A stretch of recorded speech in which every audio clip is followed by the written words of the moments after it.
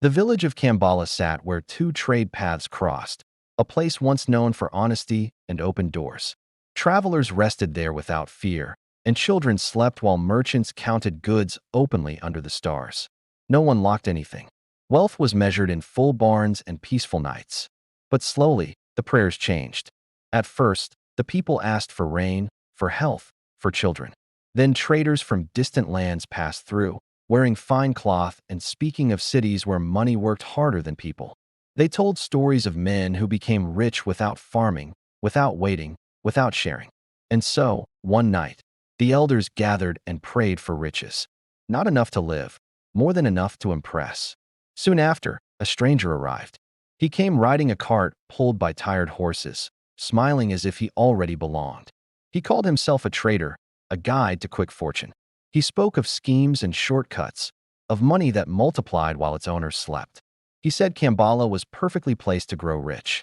All you need, he said, is trust. The village welcomed him.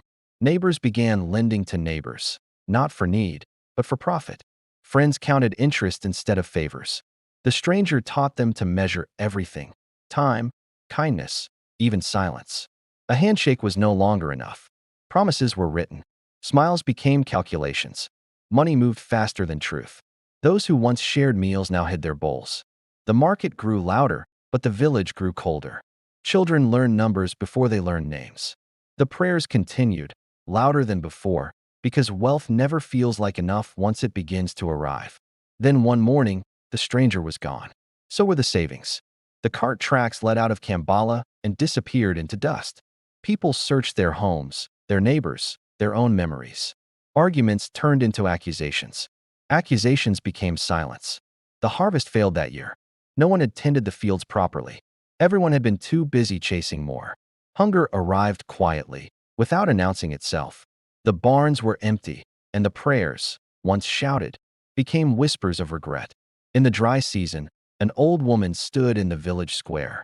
She had refused the stranger's promises. She held a bowl of grain and shared it freely. "This," she said, "is what we used to be rich in." The people listened. Slowly, the village changed again. They returned to the fields. Trust was rebuilt, not quickly, but honestly. They learned to pray differently, to ask not for riches, but for enough. Travelers still pass through Kambala today. They are fed and welcomed. But when they speak of easy money, the people smile politely and shake their heads.